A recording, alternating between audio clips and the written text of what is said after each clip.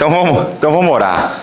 Pai, muito obrigado por mais esse dia de vida que o Senhor nos deu, por mais esse dia de vida que está a chegar ao fim, no qual nós podemos sentir o Teu cuidado, a Tua graça, a Tua misericórdia a ser derramada sobre nós. Obrigado por mais um ano que está a chegar ao fim e hoje nós encerramos mais um ciclo do nosso curso de teologia. Chegamos ao final de mais um ano, certos de que o Senhor tem falado aos nossos corações, o Senhor tem nos ensinado acerca da Sua palavra, da Sua pessoa, dos desdobramentos da Sua verdade na realidade criada.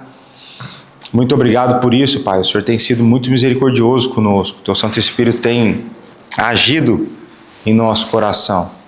E nós temos crescido em graça diante do Senhor, em conhecimento diante do Senhor. Nós clamamos que o Senhor continue a derramar cada vez mais do conhecimento da Tua pessoa sobre a nossa vida, conhecimento da Tua palavra. Que o Senhor continue a inclinar o nosso coração para buscarmos conhecer mais e melhor o Senhor.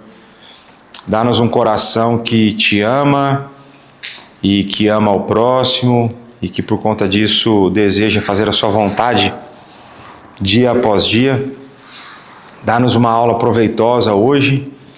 Dá-nos um período de recesso no qual recuperemos as nossas energias desse semestre que foi tão corrido para muitos de nós, cansativo para muitos de nós, mas com aquele cansaço que traz a satisfação de estarmos sendo usados pelo Senhor e fazendo parte da expansão do Teu reino. Que o Senhor possa renovar as nossas forças como a da águia, que possamos no próximo semestre retomar as nossas atividades, os nossos compromissos na igreja, cada vez mais animados com aquilo que o Senhor tem feito, certos de que muito mais o Senhor irá fazer. Continua a cuidar de cada um, aqueles que estão a caminho. Te agradeço por aqueles que já chegaram e que o Senhor também nos dê um bom período de comunhão, não apenas em aula, mas no pós-aula também. É o que nós te pedimos, gratos, no santo nome de Jesus. Amém. Olha lá, o homem do chazinho, olha lá. Então vamos lá, gente. Como é praxe, o que nós vimos aí na última aula? Aproveitar que a gente tem visitante hoje, o que nós vimos na última aula?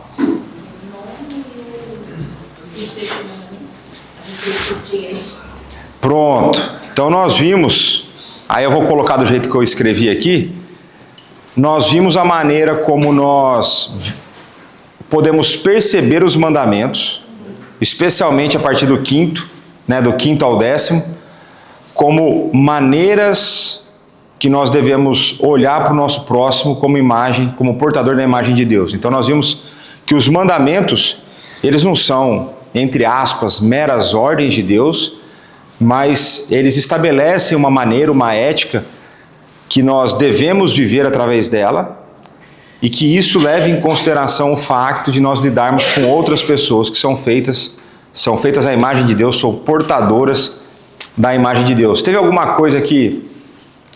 Ai, meu irmão, será que eu abri a aula errada aqui? Não, tá certo. Eu esqueci de tirar isso aqui. Tem alguma coisa para vocês que foi novidade ou que saltou aos olhos, que nunca tinha pensado? Sim, não, talvez.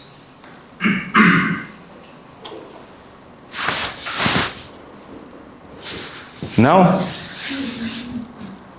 Animador ver que a aplicação prática não mudou nada na vida de vocês, né? Porque vocês já cumprem tudo, certo?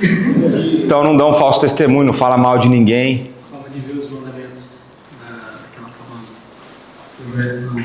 Catecismo maior. Pronto, então a gente viu a maneira como os nossos irmãos pegaram a regra interpretativa que Jesus aplica, por exemplo, no caso do adultério, né? E a maneira como eles aplicaram aquilo para os outros mandamentos, e a forma como a gente consegue, a partir do decálogo, eu não vou apoiar isso com vocês hoje, mas a partir dos 10 mandamentos, a gente consegue ver coisas que são proibidas e coisas que são incentivadas, estimuladas, né? Então existe aquilo que o mandamento proíbe, mas existe aquilo que ele incentiva, né? Então a gente basicamente viu não matarás e a gente viu não darás falso testemunho, né? E a maneira como isso, de forma muito prática, afeta a nossa relação com o próximo, se nós compreendemos, né? Se nós percebemos o nosso próximo como a imagem de Deus. E aí, por fim, dentro dos tópicos que nós temos visto, né? Nós vimos o ser humano feito à imagem de Deus, então a gente viu a ideia de imagem e semelhança ser a mesma coisa, né? São palavras intercambiáveis. A gente foi explorando esses tópicos e agora a gente vai chegar num tópico de Jesus Cristo como a imagem de Deus e nós a imagem dele. E aqui essa foi uma aula que eu ouvi de novo, né? Eu peguei lá o material do Heber Júnior para ouvir novamente. E é muito interessante porque Cristo, ele assume, ele toma sobre si a natureza humana, certo ou errado? E ele toma essa natureza humana de maneira completa ou incompleta? Completa. Então Jesus Cristo é verdadeiramente homem, né? E se ele é verdadeiramente homem, ele toma sobre si também o quê? Que é o tema da aula. A imagem de Deus. Ele toma sobre si, então, ele como sendo a imagem de Deus. E aí o Heber Júnior ele vai explorar essa ideia, que eu acho interessante, de Jesus Cristo sendo a imagem, não apenas no sentido de que ele toma a natureza humana e ele serve como um modelo de viver nessa imagem, mas ele como um modelo daquilo que nós seremos transformados. Então existe um aspecto do aqui e agora, mas existe um aspecto em que nós chegaremos à semelhança dele na realidade por vir, para depois da segunda vinda, para o novo céus e para a nova terra. Então a gente vai dar nós leremos alguns textos para abordar esses pontos, né? Então a primeira coisa que a gente vai ver é que ele mostra Deus como uma imagem perfeita. Faz sentido, né? Tem alguma coisa que ele faça que não seja perfeita?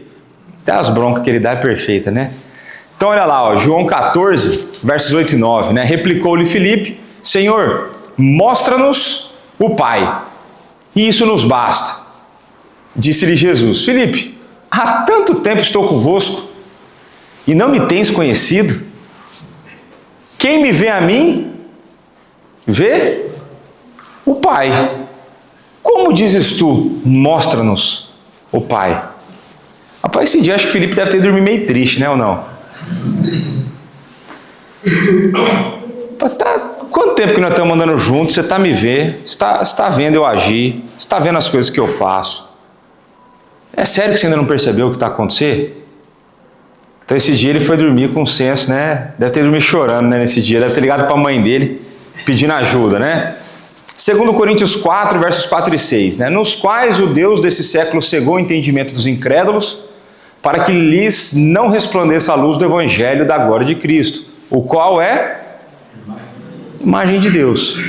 Porque Deus que disse, das trevas resplandecerá a luz, Ele mesmo resplandeceu em nosso coração, para a iluminação do conhecimento da glória de Deus, na face de Cristo.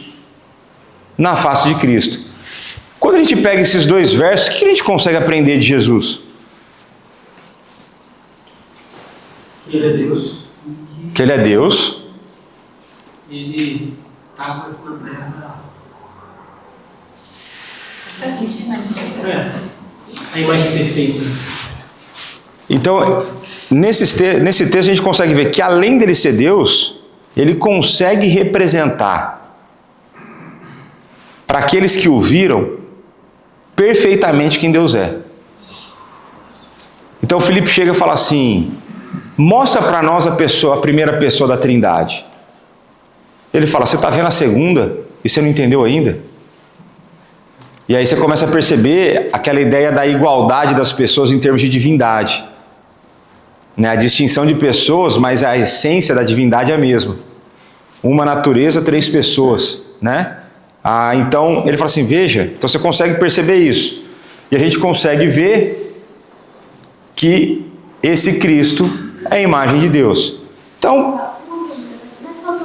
assim, uma noção da Santíssima Trindade, o Pai, Filho e Espírito Santo. Tá, eu acredito, né, a maneira como eu percebo, a hora que eu leio a Bíblia, é de que eles não tinham da mesma forma como nós temos. Porque tem um conceito importante quando a gente pensa na maneira como Deus se revelou ao longo da história,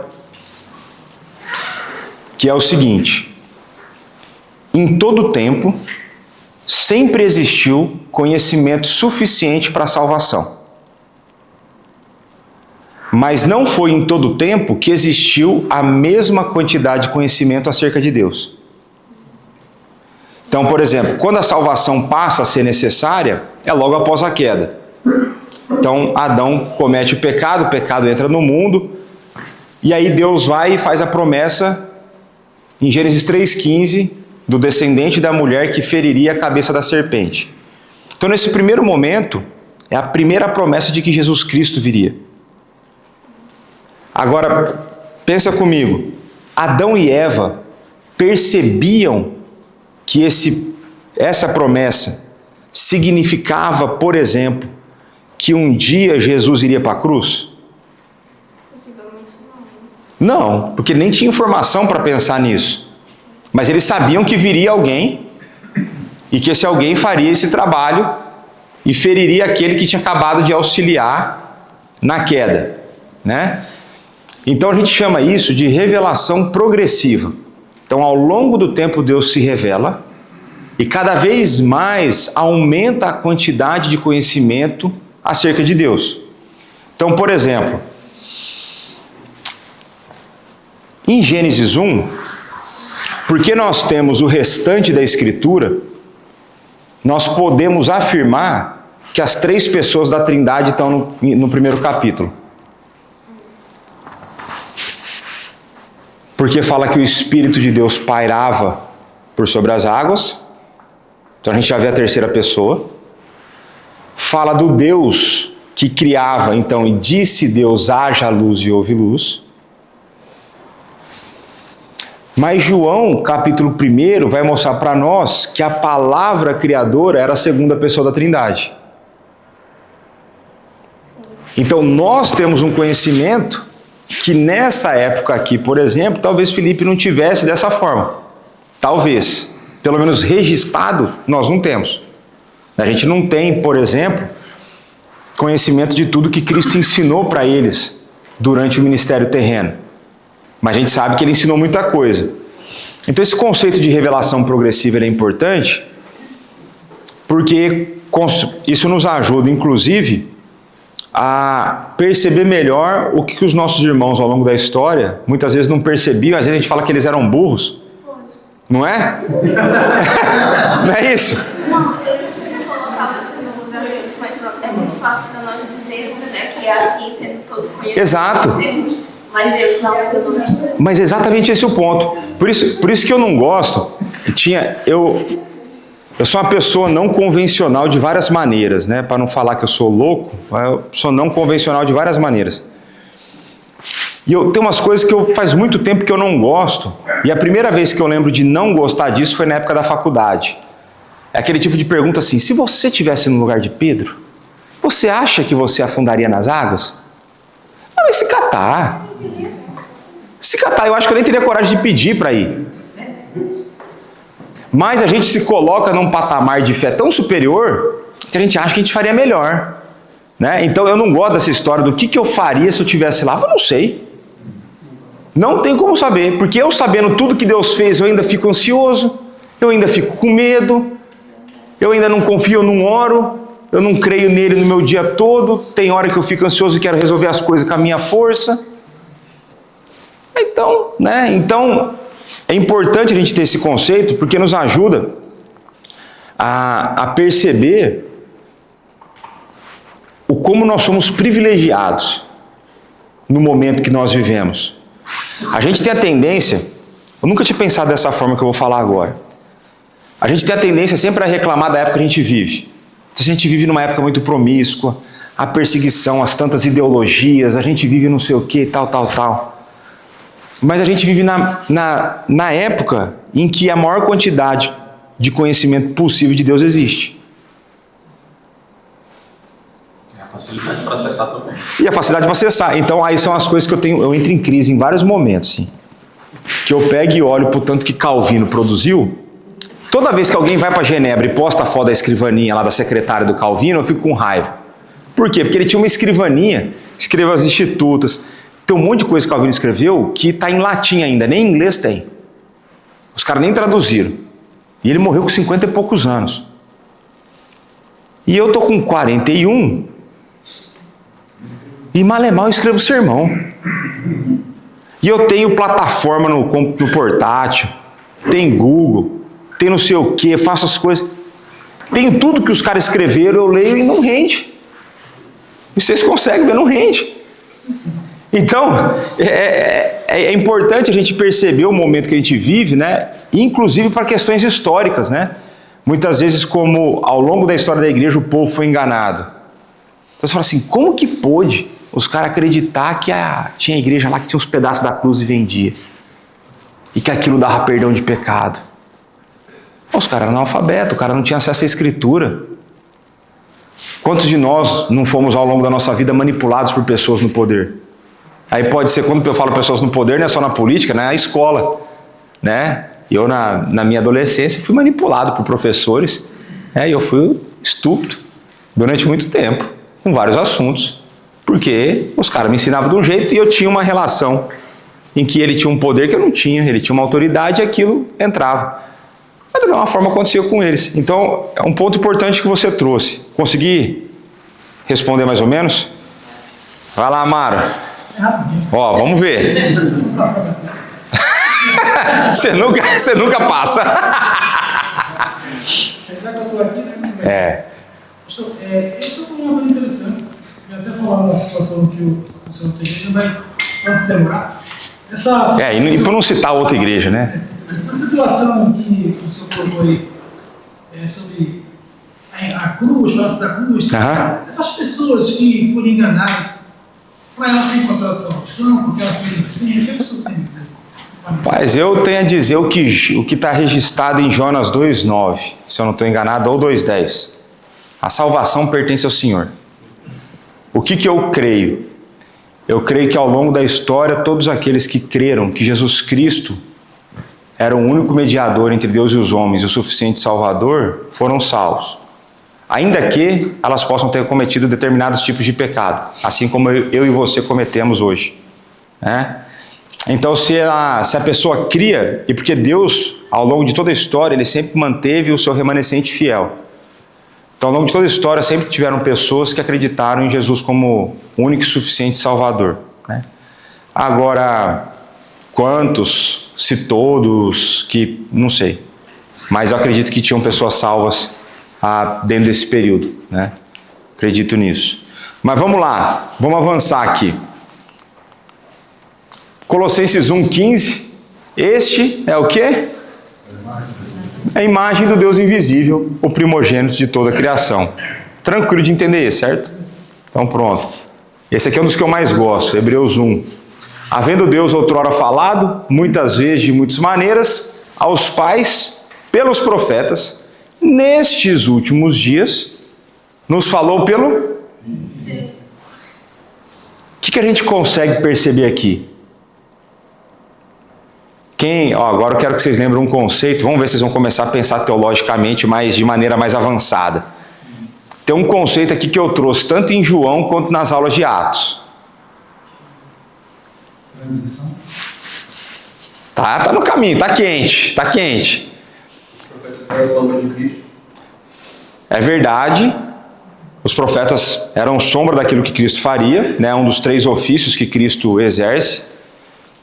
Mas a gente vê uma transição dentro da história da redenção. Então Deus falava de muitas formas.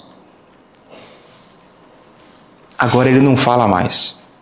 Agora Ele fala através do Filho. Isso naquela época. E aí é quando a gente vai ter então o fechamento do cânon.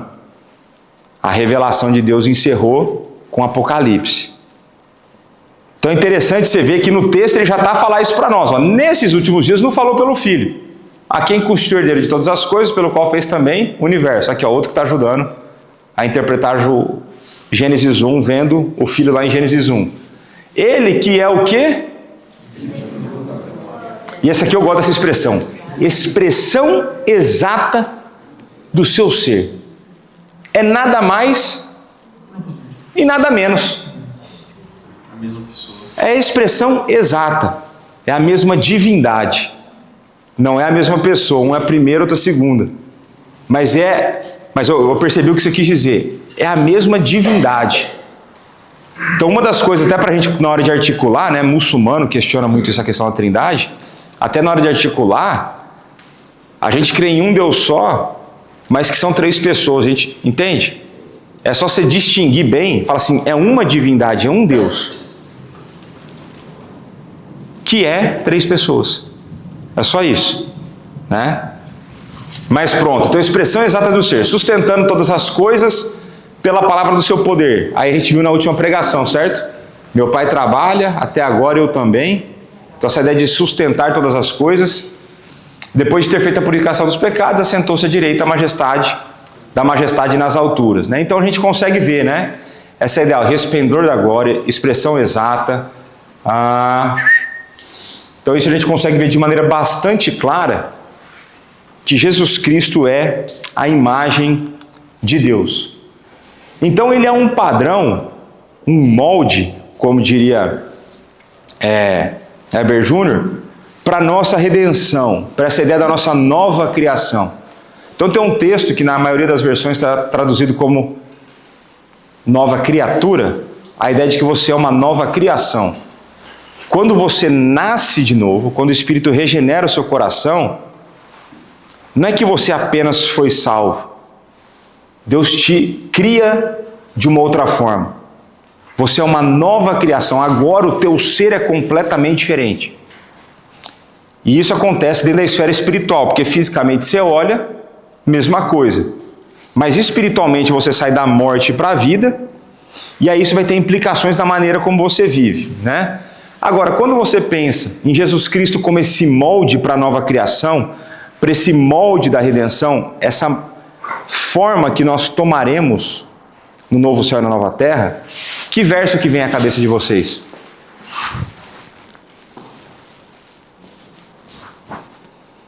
Eu falo direto esse texto.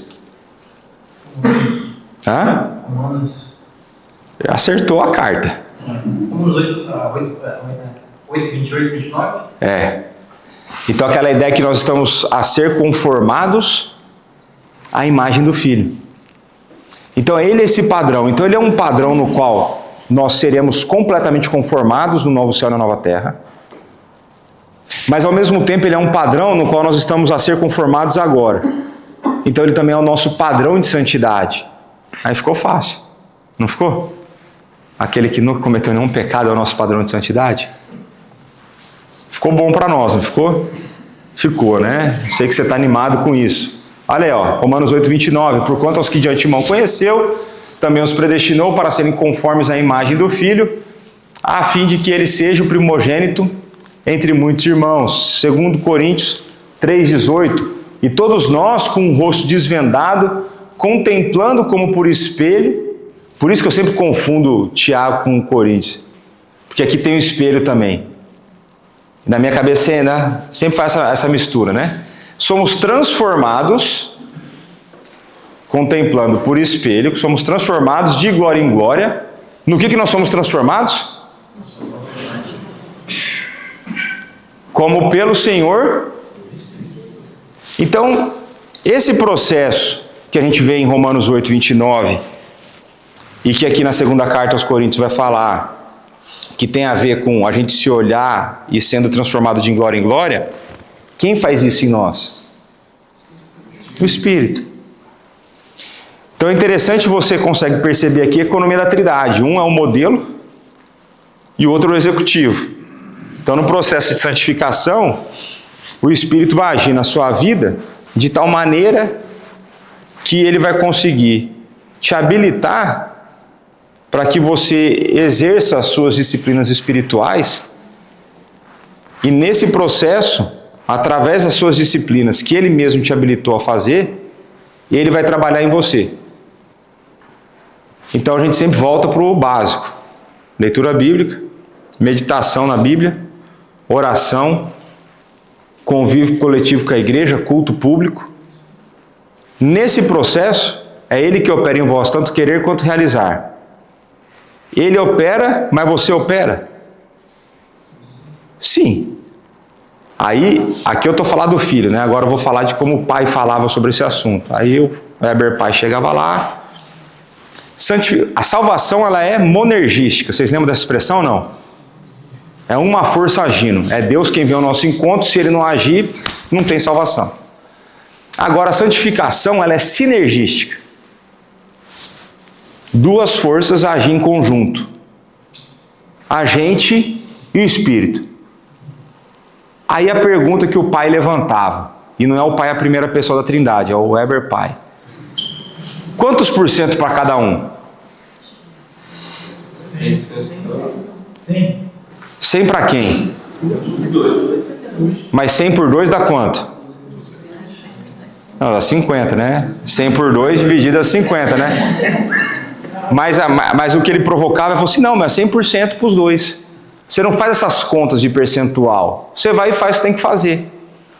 Porque uma das coisas que a gente é muito rápido em fazer, e eu não sei porque que a gente tem essa tendência, a gente quer pôr na ponta do lápis o quanto cada um tem que fazer. Sabe, você, já que sou eu o Espírito, será que é 70-30? Cara, pega aí assim, mas esse negócio de soberania, aí é onde sempre para, né? Soberania e responsabilidade. Toma conta da tua esfera. A tua esfera é responsabilidade humana. A Bíblia fala para você fazer o quê? Para você ler, para você orar, para você buscar a santidade, para você se esforçar. Jesus fala assim, esforçai-vos por entrar pela porta estreita. Mas a salvação não é pela graça? É. Mas existe o processo de santificação que vem no esforço. E a gente já falou várias vezes aqui sobre isso, né? A ideia do semáforo, né? No trânsito. Agora o Bibiano sofre desse mal junto comigo, né? Pessoas lentas no trânsito, né, Bibiano? Aquela vontade de buzinar e tal. E aí tem a hora que há aquela vontade mecânica de ir segurando, mesmo que o teu coração está em ebulição, né? Então é um processo isso aí, né? Então nós vamos sendo transformados pelo Espírito, né? Ó, Efésios... E esse texto, agora virão dois textos, Efésios e Colossenses, que a gente vai usar aqui e vai usar num outro pedaço da conversa também. Mas Efésios 4, de 22 a 24, diz o seguinte, no sentido que, quanto ao trato passado, vos despojeis do velho homem que se corrompe segundo as concupiscências do engano, e vos renoveis no espírito do vosso entendimento, e vos revistais do novo homem criado segundo... Aqui o segundo... De acordo, é igual segundo a imagem e semelhança. Então é segundo Deus, de acordo com Deus, é a imagem de Deus. Nós vamos sendo revestidos por esse homem que é criado em justiça e retidão, procedentes de onde? Da verdade. Colossenses 3, 9 e 10. Não mintais uns aos outros, uma vez que vos despistes do velho homem com os seus feitos, e vos revestistes de novo homem, que se refaz para o pleno conhecimento segundo daquele que o criou. Resumindo, a imagem de Deus. Então nós somos imagem de Deus, mas ao mesmo tempo, você percebe que essa imagem está sendo, num certo sentido, refeita em nós. Mas o refeita não é a melhor maneira. O Weber Júnior, ele usa um exemplo na aula, que é como se a queda, se nós fôssemos um carro, a queda deu perda total em nós. A gente continua a ser um carro, mas o motor não liga, as rodas não giram, o volante não vira, o retrovisor está sem espelho.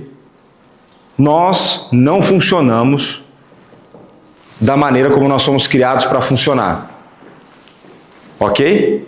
Então foi isso que a queda fez.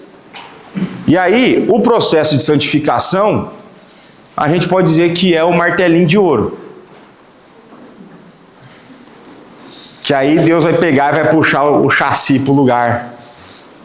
Vai começar a bater na lataria, vai ter que refazer o motor, trocar óleo, ver suspensão, pôr pneu novo, alinhar, balancear, pôr combustível no tanque. Então essa ideia de que nós estamos o despir e o revestir, né, é uma outra figura de linguagem, mas quando a gente pensa em processo de santificação, e aqui a gente vê textos que mostram Jesus como molde, e textos que mostram Jesus como padrão de santidade que nós estamos sendo feito à imagem dele. Então estamos sendo conformados. E essa ideia de recuperar o formato e a funcionalidade do carro. É mais ou menos essa ideia. Então esse processo ele vai acontecer ao longo de toda a nossa vida, até a gente morrer ou até ele voltar. Qual dos dois você acha que acontece primeiro? Eu acho que nós tudo aqui vamos morrer antes. Porque se para ele voltar, todas as tribos, línguas e nações têm que ouvir, no ritmo que nós estamos indo, é melhor a gente vai morrer antes. Agora variar rápido. Oi? Agora variar rápido. Rapaz, agora que você trouxe aí um ponto que a IA vai rapidinho, isso foi causa, olha que coisa interessante, né? Porque a gente pensa na IA como um problema recente, e eu não sei em qual década que foi, mas não é muito distante, teve uma agência missionária que ela existe para a tradução da Bíblia para línguas de povos não alcançados. E aquelas minorias e tudo mais. Tipo as tribos indígenas e tal. E dentro dessa agência missionária, surgiu uma disputa entre aqueles que querem que Jesus volte logo, no sentido de que quer que a palavra chegue a todas as línguas rápido. E eles chegaram à conclusão que com o avanço da tecnologia, a gente ia botar tudo no Google Tradutor e ia dar bom. Então a gente só vai mapeando as línguas, mete no Google Tradutor e está tudo certo. Uma outra parte dessa agência missionária falou, não, tradução não é só isso. Quando você traduz a Bíblia para uma outra realidade, você precisa conseguir transmitir o conceito que está por trás daquilo. Porque existem imagens que são usadas e existe uma razão para essas imagens serem usadas. E aí surgiu uma divisão, dividiu a agência em dois, tem uma que está traduzindo lá por computador e os outros estão fazendo um trabalho de verdade, que é indo, aprendendo a língua, traduzindo, né? Porque pensa, qual que é a chance, aí é só para provocar, lançar umas ideias para vocês, qual que é a chance de uma tribo indígena brasileira não alcançada pela civilização ter visto uva na vida? Uva. Fruta? É. Não, uva não. É, a fruta. A que eu conheço é a fruta. Qual que é a chance? Nasceu lá onde eles estão. Lá, por exemplo, eu estou pensando nas tribos vizinhas de onde o Natan morava, né? Mas então, mas nós estamos falando de tribo. Veja, na tribo dele tinha mercado perto. Era 2 cipó de distância, ele chegava. Onça Black. Onça Black. Chamava lá na aplicação de fumaça, né? Mas que tem um outro amigo dele de Manaus, né? E eu falo assim, eles moravam 1 cipó de distância um do outro, né? Era só uma estação, né? Mas é bem provável, considerando o tipo de vegetação que existe na floresta amazônica, e eu não tenho notícia de uva crescer lá. É possível que eles não tenham nem palavra para uva. Agora, e para você passar para ele o porquê que Jesus usou o vinho? Porque daí você tem a questão da oliveira, mas deve levantar uma outra discussão. Da uva vem o vinho. Onde que o vinho está presente na nossa vida prática? Na ceia. Aí entra uma discussão dentro do meio missionário. Pode o missionário contextualizar a Santa Ceia e substituir, por exemplo, a realidade dos indígenas brasileiros, vinho por Guaraná? Não, estou falando Guaraná, não o refrigerante lá, o da fruta mesmo. Tem missionário que vai achar que dá. Só que existe uma simbologia por trás da uva e do vinho. A razão de ter usado a figura. Está vendo como tradução não é tão simples? Vai lá, Jacob, você que trouxe a provocação da IA. Não, então, acho que foi o missionário que traduziu uma tribo indígena, a parte que fala, seus pecados se tornarão brancos como a neve. O índio nunca viu neve. Então, como ele traduziu? Seus pecados se tornarão brancos como a parte interior do coco. Então. É complexo, tá vendo? E se você for pensar, é mais complicado, né? Porque coco é a fruta da queda, certo? Porque tomou e comeu e bebeu. Tomou, né? Como que é? Tomou e comeu, né? É o coco. Tomou e comeu. Mas é brincadeira. Mas assim, só para você ver como isso traz uma complexidade. E existe uma que é mais difícil, por exemplo, que a língua, ela não é só uma tradução, ela expressa ela tem um viés cultural que ela expressa a maneira como um povo pensa. Então você pega os tempos verbais do hebraico, são diferentes dos tempos verbais do grego, e os tempos verbais do grego, ambos são diferentes dos tempos verbais do português. Então existem modos verbais no grego que a gente não tem em português.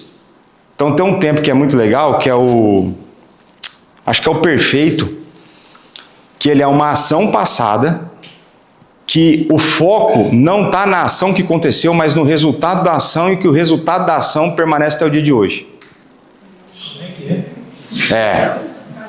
Então, por exemplo, Pedro escreveu uma carta. A questão toda não é que Pedro escreveu, é que essa carta está até hoje para nós. Mais ou menos essa ideia por trás desse modo verbal.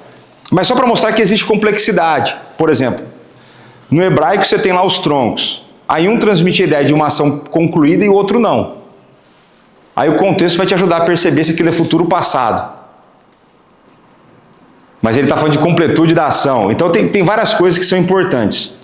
E tem povos indígenas, como eu falei que ela representa um aspecto cultural, tem povos indígenas que eles não têm senso de tempo futuro. Então ele tem... Aí, isso eu conheci um missionário que trabalhou com tribo desse gênero. Então, passado, para eles tinha dois tipos de passado. Para nós tem alguns. Para eles tem dois tipos, os que eles sabem a data e os que eles não sabem a data. E eles têm tempo presente, mas tempo futuro não tem. Aí eu falei assim, como que a gente traduz a segunda vinda de Cristo?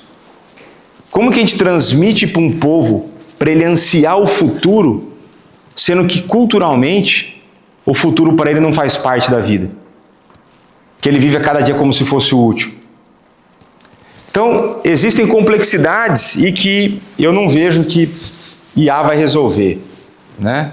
Aí é uma profecia minha, uma profetada minha aqui, que eu acho que IA não resolve. Nada que o ser humano crie vai ser capaz de igualar o nível da complexidade de algo que Deus fez, né? E se você faz a IA e ela é inteligência artificial baseada na nossa, estupidez, né? Mas estupidez violenta, né? Bibiana ergueu a mão. Tem na perspectiva do missionário, por exemplo, que falaram no exemplo do missionário que fala que Jesus é o inhame da vida. Então, inhame. Inhame ao invés do pão, né? Então, complicado, né? Porque a gente tem que ver se a gente tem a liberdade, a questão toda, se a gente tem a liberdade de alterar a maneira como Deus revelou algumas coisas. Foi por isso que entra a importância da simbologia, da tipologia dentro do escrito. E por isso que só a tradução, às vezes, ela não é tão fácil, né? Que era igual quando eu fazia meus trabalhos lá em inglês, e eu demorava para escrever, né? Aí o pessoal assim, mas por que você não escreve em português e depois traduz? Foi porque a maneira de pensar não é a mesma. E o jeito que eu vou transmitir vai ficar diferente, né? Talvez fosse mais fácil, talvez o professor daria uma nota, mas eu queria pensar igual e expressar como eles expressavam, né? Mas vamos avançar aqui, que eu já delonguei mais do que eu queria. Aí, esse ponto é fácil, né? Ainda não chegamos no padrão. É fácil para você perceber isso? Então tá bom, né? Então 1 Coríntios 15, 49, né? Assim como trouxemos a imagem do que é terreno, devemos trazer também a imagem... Ou seja, o que é terreno você expressa bem. Agora tem algo que ainda você não expressa que você precisa ser buscado, nessa ideia da santidade. Filipenses 3:21, o qual transformará o nosso corpo de humilhação para ser igual ao corpo da sua glória, segundo a eficácia do seu poder, que ele tem de subordinar a si todas as coisas. Então vai ter o tempo futuro. Nesse tempo futuro, nós estaremos completamente moldados ao padrão que Jesus é. 1 João 3:2, amados, agora somos filhos de Deus, e ainda não se manifestou o que haveremos de ser. Sabemos que quando ele se manifestar, seremos semelhantes a ele, porque haveremos de vê-lo como ele é. Não dá vontade de chegar esse dia? Eu não sei porque vocês não vivem querendo morrer também. A Bíblia fala que é bom demais, né? Você não precisa tentar tirar a sua vida, mas você desejar estar com ele, eu tenho essas vontades, vocês sabem disso. Então vamos lá. Agora, a gente está saindo dessa parte de Cristo como a imagem, e a gente vai pensar um pouco, quantos dos seres humanos são imagem de Deus? Todos. Como que o descrente é imagem de Deus? É um carro quebrado. Mas o que ele mostra de Deus para o mundo? Porque se ele é a imagem de Deus, ainda que ele esteja afetado, né? O que ele mostra de Deus para o mundo? A maneira de pensar todas as habilidades e tudo que o ser humano foi criado por Deus. Então tudo isso é direcionado de Deus, é a imagem de Deus. Deus não criou por acaso, Deus criou porque se espelhou naquele que ele é. Mesmo que não chegamos nem perto daquilo que realmente é. O fato de uma criação única beneficiar a vida de crentes como nós é uma forma dele expressar a imagem de Deus. Tá. O que mais? Quem dá mais? Quem dá menos? O Lamos não vai dizer que existe uma consciência do ser humano, que foi colocada por Deus, que o ser humano tem uma certa noção do que é bem e do que é mal, e para ele ter isso, ele tem que ter um padrão. Então você está me dizendo que a consciência tem a ver com ser imagem de Deus? Um padrão, isso que quer seguir. Tá. É de Deus. Com certeza. O que mais? O próprio ser humano, pastor. Oi? O próprio ser humano, é criação de Deus, ele já disse. Porque tem uns caras que você olha assim e fala assim, mas será que é? Não tem? Tem uns cabras aí que você olha e fala assim, mas será? É piada, é piada. Independentemente se ele vai ser da fé ou não, ele é criatura de Deus. E se é criatura de Deus, ele É corpo, mente e espírito. Deus também é um ser. O que você acha que essa imagem de Deus, de que maneira ela é manifesta? Ela é manifestada na existência, na Terra? Criação? Ó, primeira coisa, essa ideia, essa noção de espelhar quem Deus é. Essa ideia de que o homem reflete dentro da realidade criada quem Deus é. A gente vai ver isso, por exemplo, onde?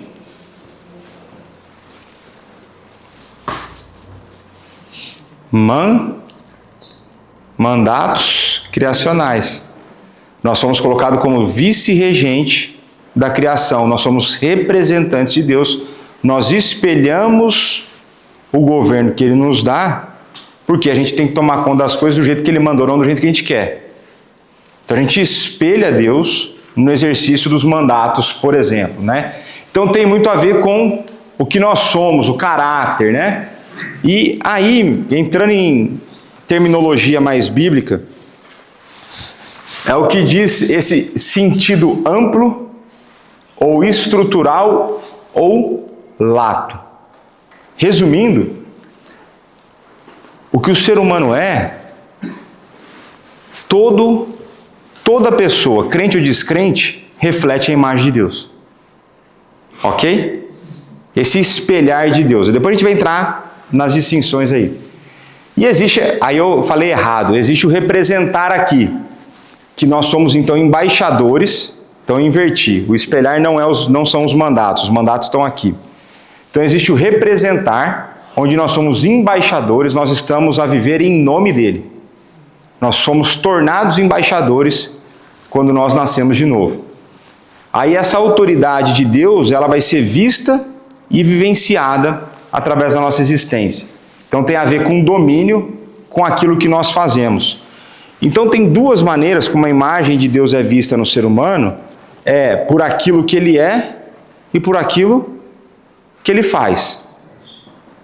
Então essas duas formas nós conseguimos ver a imagem de Deus no ser humano. E aí nesse sentido ela é estrita, funcional, e a gente vai ver que somente os crentes possuem essas características. Então vamos lá. Então o aspecto estrutural, sentido amplo, onde toda a humanidade ainda representa isso, tá aqui, ó. E aí tem muito a ver com o que a Samile, certo? Falou. Então, corpo, intelecto, emoção, relacionamento, criatividade, moralidade, mortalidade, racionalidade, espiritualidade, responsabilidade e volição. Existe alguma outra criatura que tem essas características?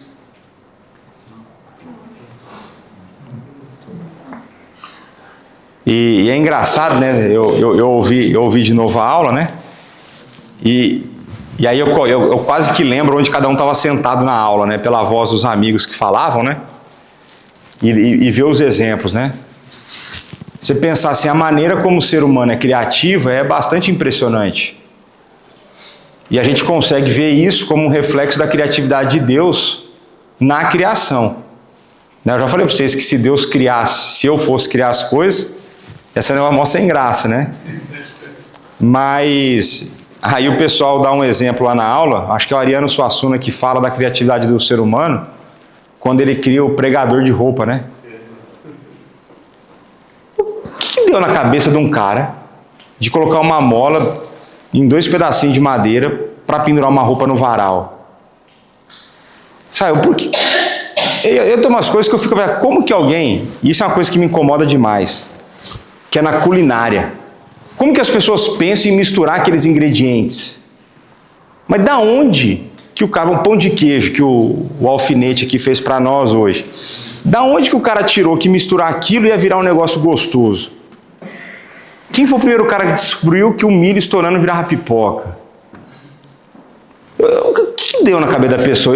Eu não sou criativo, então eu fico inconformado, né? Você pega a culinária francesa, os caras têm umas misturas, uns ingredientes, e falam assim, isso aqui não tem nada a ver. Vai dar certo, né? Para alguém dá certo, para mim não dá muito, que muito vegetal, né? Mas quando a gente começa a olhar para esses elementos, a gente começa a ver que nesse sentido, todo ser humano é a imagem de Deus, né? Diga lá, Milton. Só um comentário aqui, que na inteligência artificial, a gente tenta representar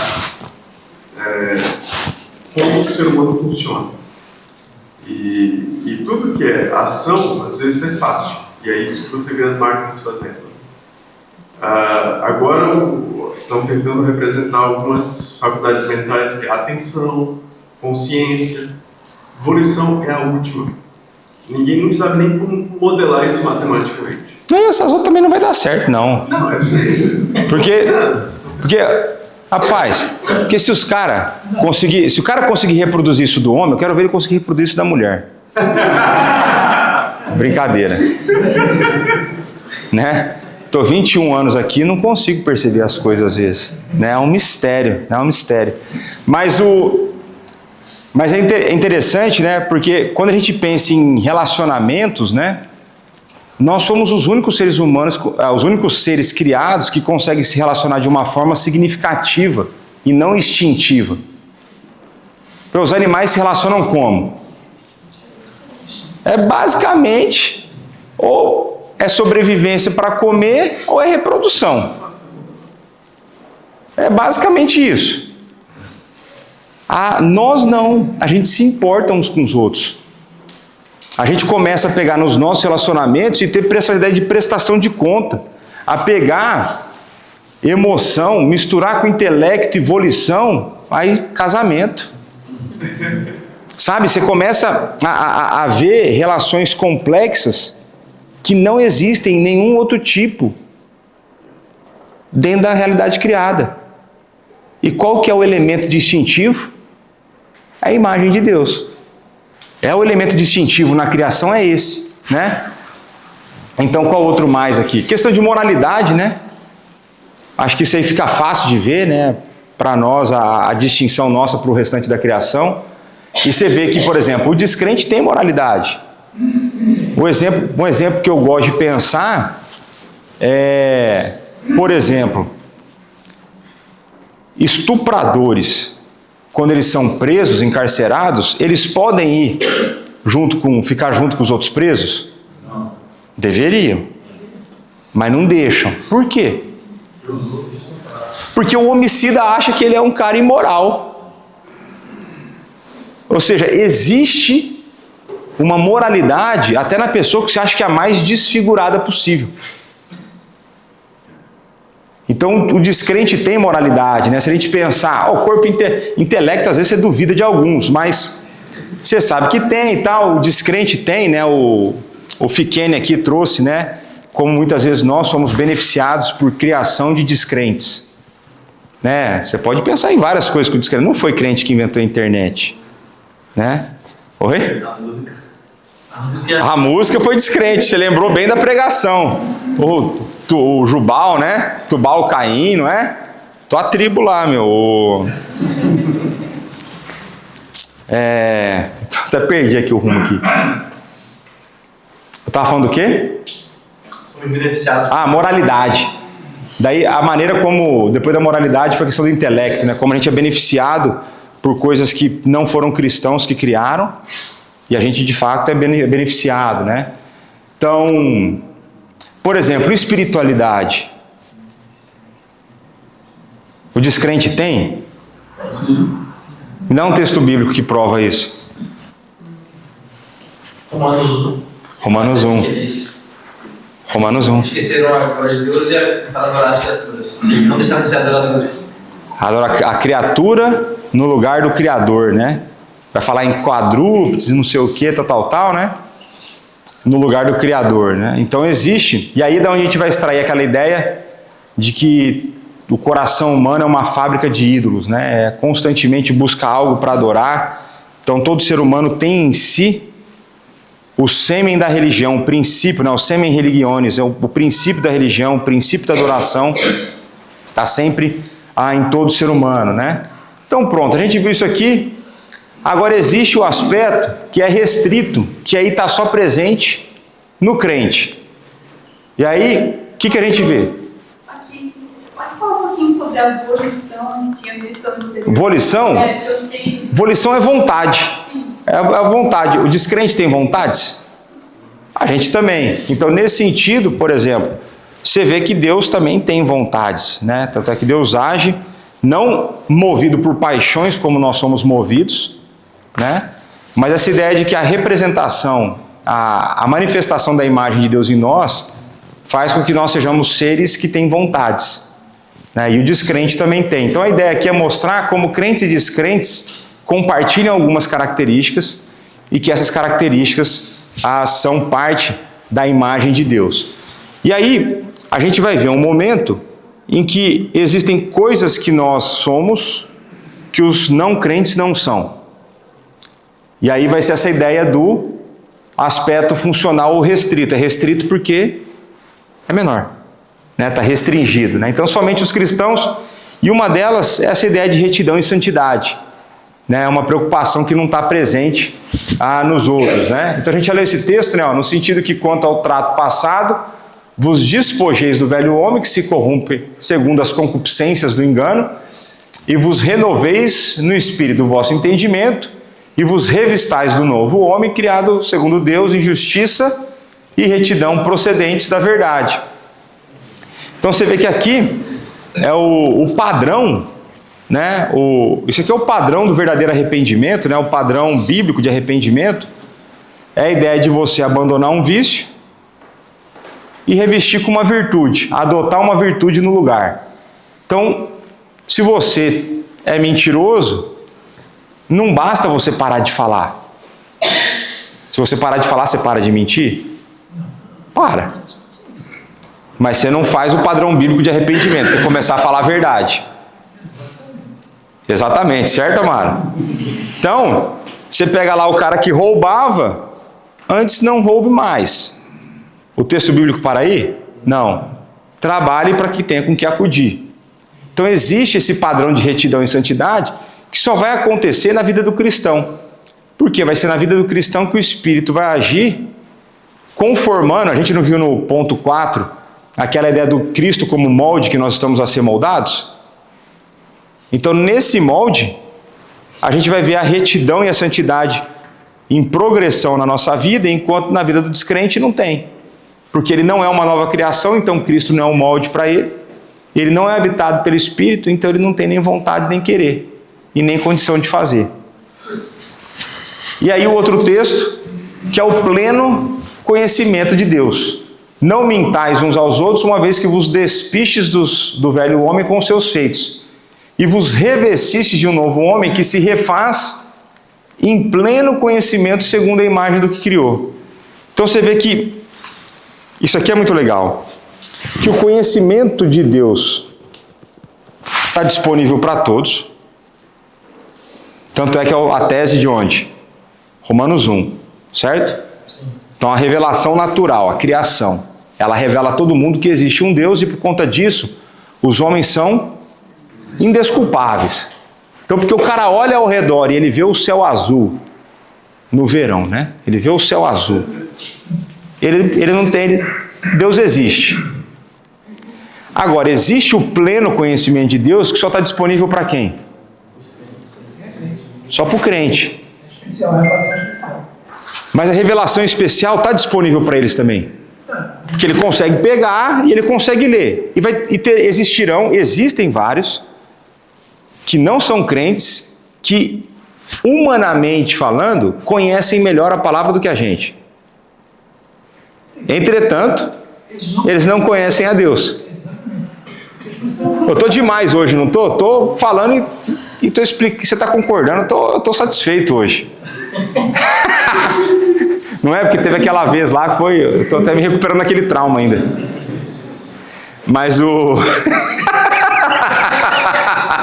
Amaro mora no meu coração, meu, só para provocar ele. Mas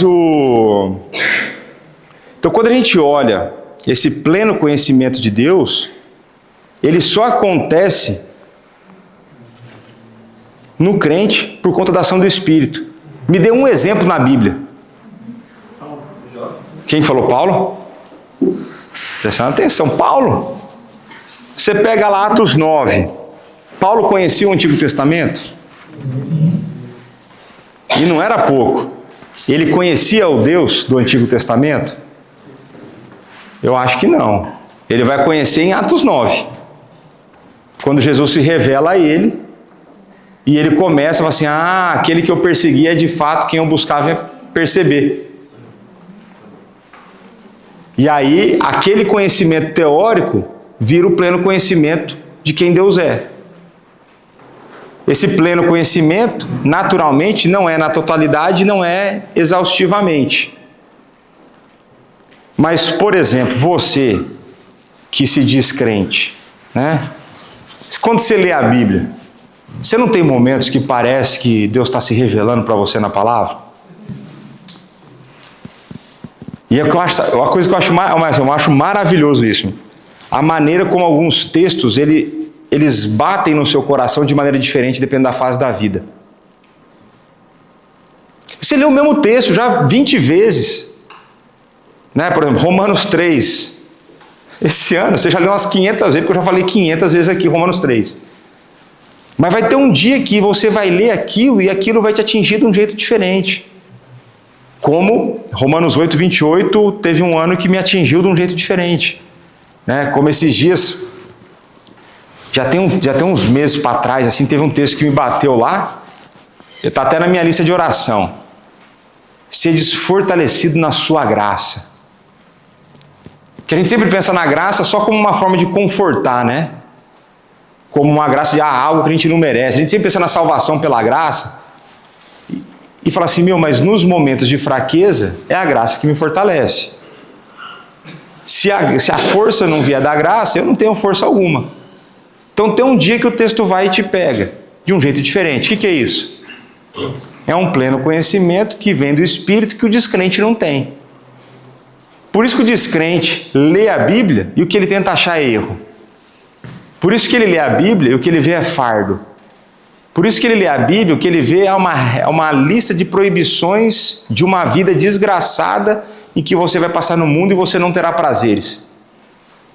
Porque ele não tem o Espírito agir nele. Então, nesse sentido, ele não reflete a imagem de Deus. Então, e aí, uma coisa que é importante a gente pensar, que esses dois aspectos foram afetados pelo pecado. Então, tanto a maneira como todos os seres humanos, quando a gente falou basicamente a estrutura do nosso ser, aquilo que nós pensamos, agimos, relacionamos e tal, isso foi afetado como a maneira como se relaciona com Deus. Essa parte espiritual foi afetada, né? Então, o sentido restrito, esse ponto que nós acabamos de ver da retidão e santidade, ele foi perdido. Então, o ser humano, na média, condições normais de temperatura e pressão, o ser humano nasce sem. Texto clássico, para a gente encerrar o ano lendo mais uma vez, Romanos 3, de 10 a 12, eu vou ler aqui, daria para ler até o 18, né? Mas aqui a gente já consegue ver tudo que eu quero mostrar. Como está escrito, não há justo, não há nenhum sequer. Então, se não há justo, não há retidão. Santidade, não há. Não há quem entenda, não tem pleno conhecimento. Não há quem busque a Deus, então ele não busca e não entende. Esse é a figura do homem natural. Todos se extraviaram, alguns se fizeram inúteis, não há quem faça o bem, não há nenhum. Ficou claro que todo ser humano nasce na média, nasce com esse negócio perdido? Então, o sentido restrito, ele foi. Agora, o amplo foi danificado. Então, todo mundo tem, você tem intelecto, ainda que seja muito afetado. Você tem volição, ainda que a sua vontade muitas vezes seja errada. Você tem um corpo, ainda que diariamente você perceba que ele está a morrer. Não é? Aí depois que passa dos 40, né, Jacob? Aí é ladeira abaixo. Então pronto, olha lá, Efésios 4,18. Obscurecidos do quê? De entendimento, alheios à vida por causa da ignorância que vivem, pela dureza do seu coração. Então você vê, alheios, obscurecido de entendimento. Esse é um jeito de chamar a pessoa de burra, né? Tá dentro daqueles memes lá que a gente gosta de... Tentando lembrar uma frase daqueles memes lá que são boas.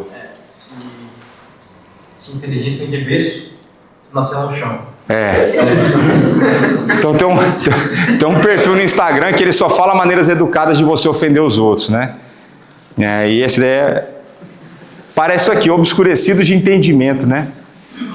Oi. Vamos lá. Vamos começar a cobrar mais caro na mensalidade, mas vai lá. Não, mas a questão que você falou anteriormente, de repente, ler o texto bíblico, né? De repente você já leu várias vezes, você desespera e fala novamente para você de uma maneira inteira. Essa semana eu estava lendo Atos 15, e eu estava vendo sobre a questão dos concílios que teve para alinhar a situação da Bíblia, né? Sim, dos gentios e tal, ali em Atos 15 e tal, com o de Jerusalém. Exatamente, aí eu não tinha me atentado que toda vez eu leio essa situação, sobre o concílio de Jerusalém, e foi o primeiro concílio que foi criado, né? E o pessoal falou que a igreja católica começou lá, foi a presbiteriana. Teve a reunião do presbitério lá, o primeiro concílio foi lá. Aí foram os presbíteros reunidos. Exatamente.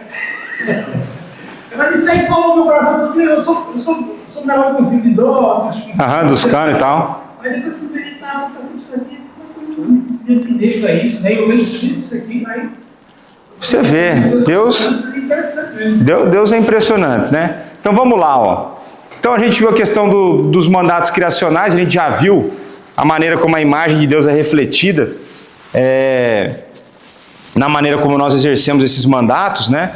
Inclusive, se você lembrar das aulas que eu dei sobre o corpo, falamos muito da importância do corpo no cumprimento dos mandatos, a maneira como isso reflete a imagem de Deus, né?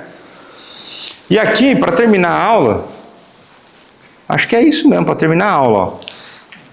Tem esse negócio que eu gostaria que você... Não sei se já ouviu falar sobre isso. Você conhece os 4 estágios da habilidade moral humana? Não? Não tem problema. Pode falar, não reprovo. Né? Não tem exame, não tem nada, né? Então aqui, ó, é uma maneira que a gente classifica, dentro da história humana, a habilidade do ser humano em aspectos morais. Então, o primeiro estágio é a imagem original. Quem que era? Adão. Então, Adão vivia num estágio onde ele podia não pecar. Ou ele podia pecar. Certo? Ele tinha essa condição. Não tinha? Deus criou ele com plenas condições de obediência. Então, aí ficou lá no latim, posse não pecare, né? Então foi na criação. Aí vem a imagem pervertida. Quando que a imagem fica pervertida? Na queda. E a partir desse momento, lembra que a gente falou que perdeu o sentido restrito? Lembra disso? Romanos 3:10? Então, não posso não pecar. Ou seja, eu só peco. Então, um homem apartado de Deus, ele não tem a possibilidade de acertar uma na vida. Até quando ele está fazendo um negócio que a gente acha bom, ele está errado. Esse é o estado do homem caído. Não há quem faça o bem, não há nenhum sequer. Então, esse é o não posso e não pecare, na queda. Para aqueles que têm um encontro com Cristo, que o Espírito renova o coração, traz a vida, entre então no estágio da imagem renovada, mais conservadora. Tá certo? E nesse estágio, a gente pode não pecar de novo. Não é? Por que você pode não pecar agora? Porque nós não somos mais escravos do pecado, o que mais? Porque o Espírito habita em nós e ele nos habilita tanto querer quanto realizar. Aí depois eu vou ter umas... Esse estágio não é meio parecido com o de Adão? Não, mais ou menos. Ó, posso não pecare, posso não pecare. Mas o Adão não tinha consequência da queda. É uma forma. A gente vai começar mais o debate. Vamos ampliar esse debate. Enfim, tem a imagem aperfeiçoada, que é não posso pecar. Que quando vai acontecer isso? Nova céu, nova terra, que é na consumação, né? Então você tem aqui o framework lá, a estrutura que o pessoal gosta de aplicar: criação, queda, redenção e consumação. Então, em termos de habilidade moral, o ser humano é criado com a capacidade de não pecar. Ele poderia ou não pecar, ele foi criado dessa forma. Adão escolheu pecar. Depois desse momento, impossibilidade completa, a não ser que a redenção aconteça na vida dele. A partir desse momento, ele volta a ter a possibilidade de não pecar. Até então, chegará um dia em que será impossível pecar. Por isso, vocês entendem, né? O desejo de morrer logo. É não pecar mais, né? Agora, existe alguma diferença entre o estágio 1 e 3? Se sim, qual? Se não, qual? Aqui não vale chutar, tem que justificar a resposta. Sim, a influência do pecado na queda. Sim, a influência do pecado na queda. Sim, sim. Qual que é a diferença que existe, então? Porque nós, na redenção, nós não podemos perder a salvação. Ah, ele já chegou na pegadinha do malandro. Então, vamos voltar nesse assunto. Nossa. Então, aquela outra questão, no caso, Adão, ele teve essa opção, e se ele tivesse se arrependido naquele momento, pronto, ele pecou, mas e se ele tivesse pedido perdão? Não, eu acredito. Ele teve essa opção. Né? Não, eu acredito que ele se arrependeu. O problema é que já estava feito. Mas a gente também não peca e depois se arrepende e promete não fazer novamente, e levando em conta que não vai fazer novamente mesmo. O problema é o seguinte: Deus deu uma condição. E isso é uma coisa importante para a gente perceber acerca do pecado. Qualquer pecado que seja, ele é suficiente para a condenação eterna. Mesmo sendo perdoado. Exatamente, senão a gente não ia ser salvo. Porque a gente tem os nossos pecados perdoados e nós continuamos a pecar. Então o que acontece? Adão vai e peca. O pecado dele inaugura uma fase na história da humanidade em que o pecado invade toda a realidade criada. Então existe uma separação entre Deus e o homem. Existe agora uma separação entre homem e mulher. Um começa a botar a culpa no outro. E existe a culpa passando para a criação, que taca a culpa na serpente, a terra começa a produzir espinhos e tal. Então tudo entra em desarmonia.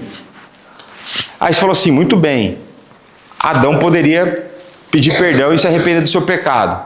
Que eu acho que ele...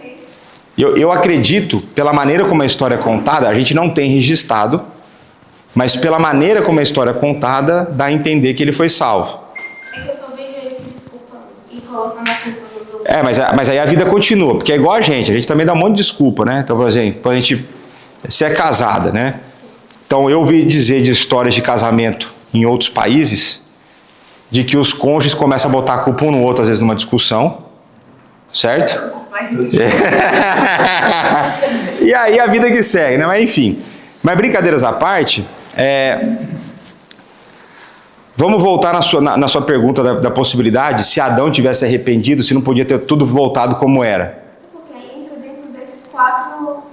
Só que, para Adão se arrepender, alguém tinha que pagar esse pecado.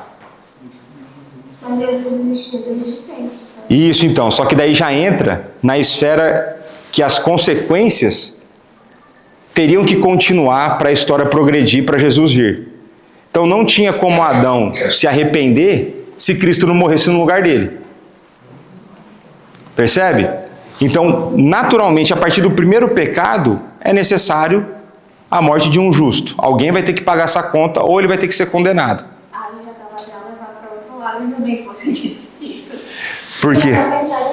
Então, tudo já aconteceu para que, desde o início, mesmo quando Deus criou o mundo e toda a sua criação, já era suposto Jesus morrer pelos nossos pecados antes mesmo de Adão pecar. Não, foi devido ao pecado, né, que a escolha deu. Aí existem duas coisas. Existe o primeiro facto que você falou que é verdade. Então, na maneira como nós entendemos, né, como eu entendo as Sagradas Escrituras, que Deus tem um controle soberano e que Ele decretou toda a história. Então, existe esse elemento, que essa é a parte da soberania, soberania divina. E entra a parte da responsabilidade humana, que é quando Adão peca e o mundo começa a acontecer da maneira como ele acontece, e aquilo precisa ser resolvido.